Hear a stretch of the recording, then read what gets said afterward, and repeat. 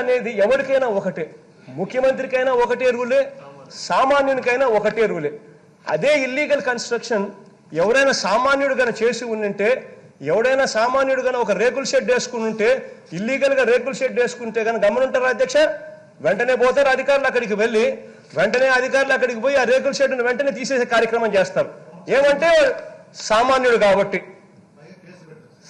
కాబట్టి తీసేస్తారు.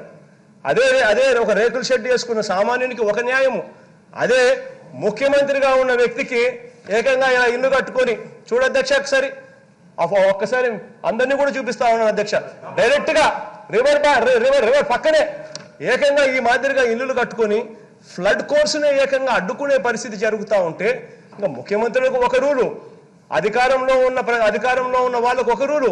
రాజకీయ చరిత్ర ఉంటే నలుగురికి రోల్ మోడల్ గా ఉండాలి.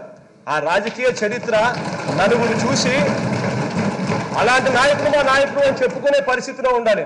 కానీ ఈ మాదిరిగా అధికారంలో ఉన్న వ్యక్తులే రూల్స్ మాకు పాటించవు, సామాన్యునికైతే ఒక రకమైన రూలు, అధికారంలో ఉన్న మాకైతే వేరే రకమైన రూల్స్ అని చెప్పి అధికారంలో ఉన్న వాళ్ళే మెసేజ్ పంపించడం మొదలు పెడితే అసలు ఈ వ్యవస్థ బతకదు అధ్యక్ష.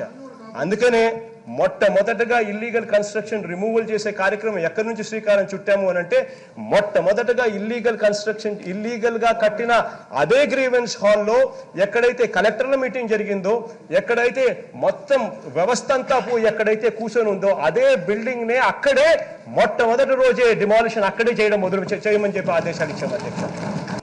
ఆర్డర్స్ ఇచ్చాము, వెంటనే వెకేట్ చేయండి, వెకేట్ చేయకపోతే ఈ బిల్డింగ్స్ కూడా డిమాలిష్ చేయబడతాయని చెప్పాం.